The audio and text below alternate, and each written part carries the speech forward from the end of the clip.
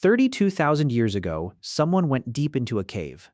Not the entrance, not the part with light, deep inside, where the darkness was total, where the silence was complete, where no natural reason existed to be there at all. They carried fire, they carried tools, and they drew, not quickly, not casually, with extraordinary care and precision.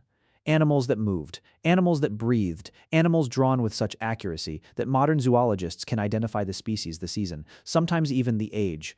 They spent hours in that darkness, maybe days creating something that nobody else would see for 32,000 years. The question archaeologists spent decades arguing about was not what they drew, it was why. Why go that deep? Why spend that long? Why create something in a place where almost nobody would ever see it? The first answer was the obvious one, the one that felt satisfying. They were decorating, they were telling stories, they were recording hunts. Leaving historical records for whoever came after, this answer lasted for most of the 20th century. It felt logical. It matched what we know humans use art for today. Then in 1994, a cave was discovered in France, the Chauvet Cave, named after the spelunker who found it. What was inside ended the decoration theory completely. The drawings were extraordinary. 350 individual images, rhinoceroses, lions, mammoths, horses, all rendered with skill that rivals professional illustration. But that was not what changed everything. What changed everything was where they were, deep inside narrow passages, in chambers that required crawling on your stomach to access it all, in places so remote from any entrance. That carrying fire that far was itself a significant undertaking. Archaeologist David Lewis Williams at the University of Witwatersrand in South Africa spent decades studying cave art from around the world. What he found was a pattern nobody had noticed before. The drawings were almost never near the entrance, almost never in places where natural light reached, almost never in locations that would have been practical gathering spaces. They were consistently placed in the deepest parts, the most inaccessible parts, the parts that required deliberate and difficult effort to reach. And the walls they were drawn on were not flat, open surfaces. They were irregular, curved, textured, full of natural protrusions and indentations. Lewis Williams noticed something. The ancient artists had used those features. A natural bulge in the rock became the shoulder of a bison.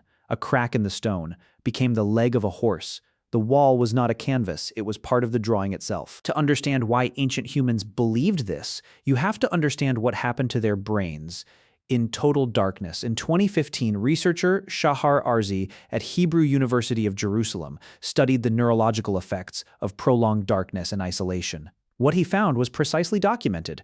The human brain, in complete sensory deprivation, begins generating its own input. Geometric patterns, spiraling forms, grids and dots and lines. Then more complex imagery, animals, figures, things that feel more real than imagination, more present than memory. The brain does not experience these as hallucinations, it experiences them as perception, as things genuinely seen, not created internally, received externally, and across thousands of cave art sites.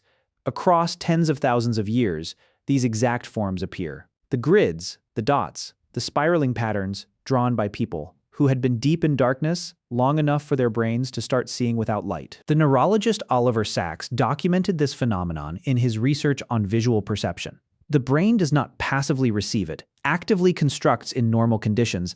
That construction is constrained by the sensory input arriving from the external world. Remove the input, the brain does not go quiet, it fills the silence with its own material, and the material it generates follows consistent patterns across all human brains. Because the patterns are neurological, built into the architecture of the visual cortex itself. Ancient humans going deep into caves were not simply exploring. They were deliberately inducing an altered state of consciousness, using darkness the way later cultures would use plants and rituals and fasting to reach a state where the brain's internal generation felt like external revelation, where the animals they saw felt like animals genuinely present just behind the stone. And the drawing was the attempt to hold that experience, to preserve the moment of contact, before the fire went out and they had to leave. But there is a layer beneath this, one that connects the cave to something you recognize. Iain McGilchrist at Oxford University spent decades studying the divided human brain.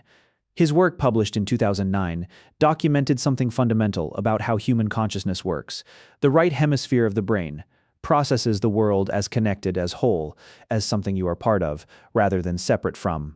The left hemisphere processes the world as divided, as objects, as things that can be named, and categorized and controlled. Modern life is almost entirely left hemisphere dominant, named, categorized, controlled, but for most of human history, the balance was different, and in the deep dark of those caves, in total silence and total darkness, the left hemisphere had nothing to process.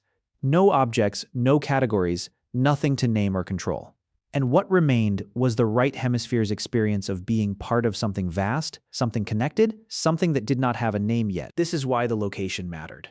Not the entrance, not the practical space, the deepest, inaccessible, unreachable part. Because distance from the surface was distance from ordinary consciousness, distance from the named world, distance from the managed, practical, survival-focused version of reality that occupied every waking hour. The cave was not a gallery. It was a threshold, a technology for reaching a different relationship with whatever existed beyond the ordinary. And what they found there, the animals emerging from the rock, the patterns generated by their own neurons, the sense of contact with something beneath the surface of the visible world, they drew. Not to show anyone, not to record anything, but because drawing was the only way to acknowledge that the contact had happened. The only way to mark the wall and say, I was here, something was here, we met. And the meeting mattered enough to make permanent. You're 32,000 years removed from that cave. You have language and technology and every system ever built to explain the world and your place inside it. And you still do this, not on cave walls, on whatever surface is available. You photograph moments that matter to you and store them in devices you will rarely look at again. You write things down not to communicate, but to make them real. You mark places you have been. You create things that have no practical function and spend hours on them anyway, not because someone will see them, because the making itself feels like contact with something you cannot name. The neurology that sent someone crawling through a narrow passage into total darkness 32,000 years ago to draw an animal on a wall is the same neurology running inside you. The same hunger for contact, the same need to mark the moment, the same belief, older than any religion, older than any language, older than any system ever built to manage that belief that something exists just beneath the surface of what you can see, and that it is worth going into the dark to find it.